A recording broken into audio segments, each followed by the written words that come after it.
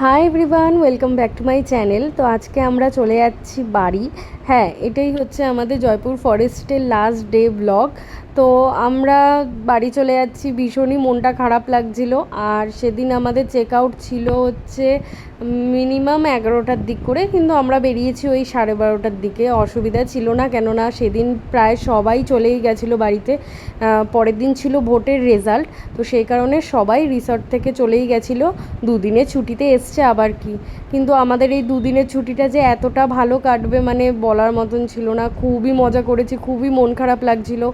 আবারও তোমাদের সাথে বলছি যে তোমরা যদি চাও জয়পুর ফরেস্টে এসে এই জ্যোতি রিসর্টটায় তোমরা থাকতে পারো। আর তোমাদের সাথে আমি শেয়ার করে দিচ্ছি আমাদের ব্রেকফাস্টগুলো প্রতিদিনই বেশ ভালোই ছিল। প্রতিদিনেরটা তোমাদের সাথে শেয়ার করা হয়নি। তো সবাই আমরা আগের দিন রাতেই ঠিক করছিলাম যে বাড়ি যাওয়ার পথে যেহেতু খুব একটা আমাদের তাড়া থাকবে না, কারণ বাড়িতে তেমন কারোর খুব একটা কাজ নেই, দেরি করে ফিরলেও অসুবিধা নেই। তো এসছি যখন জয়রামবাটি কামারপুকুরটা হয়েই যাব, তো সেখানেই আমরা যাচ্ছি। এই লাল মাটির রাস্তা দিয়ে সেই প্রথম দিন আমরা যাচ্ছিলাম, যে কি মজাটা হচ্ছিল। আমি জানি না এটা কার কার সাথে এরকম হয়, কোথাও ঘুরতে যাওয়ার যাওয়ার ব্যাপারটাই বেশ ভাল লাগে। সেখানে চলে যাওয়ার পর নিমেষের মধ্যে মনে হয় 2টো দিন কি করে কেটে গেল। আর এত মজা করেছি, সেই ব্যাপারগুলো নিয়ে মনের দুঃখে বাড়ির পথে রওনা দিলাম আমরা যেই টাইমে পৌঁছেছিলাম, তো অনেকটাই তাড়াতাড়ি পৌঁছে গেছিলাম যেহেতু, তো সেই কারণে মা সারদা দেবীর আশ্রমটা আমরা খোলা পাইনি। অনেকেই বাইরে ওয়েট করছিল, আবার অনেকে চলেও যাচ্ছিল। তো 4:30টার দিক করে খোলার টাইম, তো সেই কারণে আমাদের সবারই একটু খিদেও পেয়ে গেছিলো। আমরা যেহেতু লাঞ্চ করে বেরোয়নি, সেখান থেকে আমরা চলে এলাম রামকৃষ্ণ মঠে।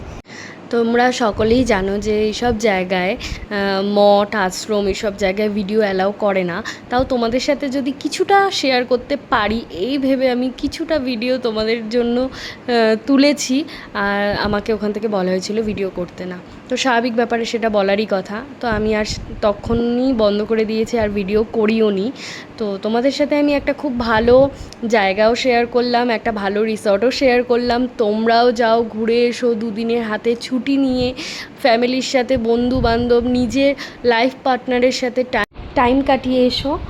তো সেখান থেকে বেরিয়ে তো আগেই আমাদের প্রচুর খিদেও পেয়ে গেছিলো। অনেক খোঁজার পর একটা ক্যাফে পেয়েছি, ফিল দ্য ভাইব। জায়গাটা ভীষণই ভালো। তোমরাও যদি যাও কোনো দিন তাহলে ক্যাফেটাতে যেতে পারো। ক্যাফেটা সত্যি বলবো খুবই ভালো, খুব অ্যাস্থেটিক ব্যাপার আছে সব কিছুতেই। খাওয়ারও খুবই ভালো, দামও খুবই রিজনেবল। তো ভিডিওটা তোমরা দেখতে থাকো। আর হ্যাঁ, তোমাদের সাথে কিন্তু আমি এই ভিডিওতে আমরা সেখান থেকে কি শপিং করেছি সব কটা শেয়ার করেছি।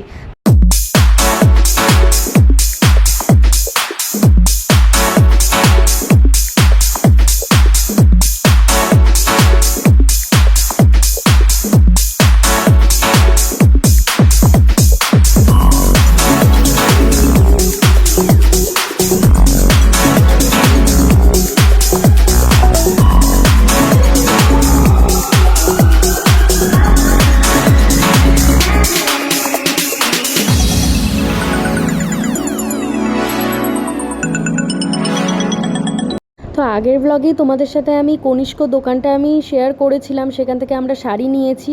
আর কিছু ভিডিও ছিল যেগুলো আমি একদমই ভুলে গেছিলাম, আর সেই সেকেন্ড পার্টে আমি শেয়ার করতে পারিনি। তো আজকে ব্লগটা এডিট করার সময় আমি ভিডিওটা দেখলাম, তা ভাবলাম তোমাদের সাথে শেয়ার করে দিই।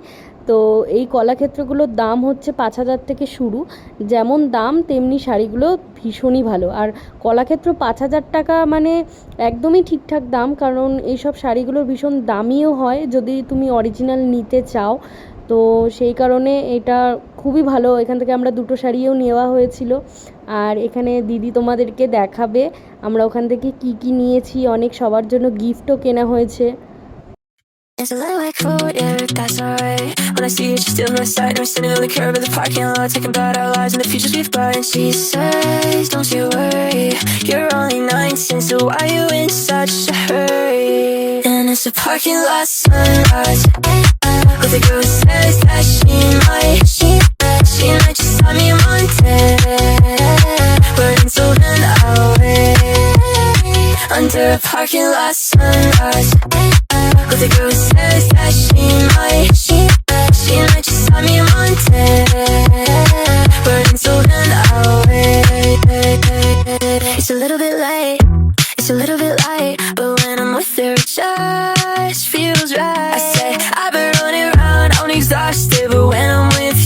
এটা আমাকে প্রিয়ম নিজে পছন্দ করে দিয়েছে, আমার তো ভীষণই পছন্দ হয়েছে। Put under for you. এটারই সেম একটা ছোট আমরা গুনগুনকে দিয়েছি। আর যে শাড়িটার কথা বলছিলাম দিদি কিনেছে, এটা হচ্ছে স্বর্ণচুড়ি। শাড়িটা ভীষণই ভালো, ভীষণ ভালো মানে ভীষণই ভালো, তেমনি গ্লেজ। আর দিদিকে বললে অবভিয়াসলি খুবই সুন্দর লাগবে। Sunrise. But the girl says that she might just let me wanted.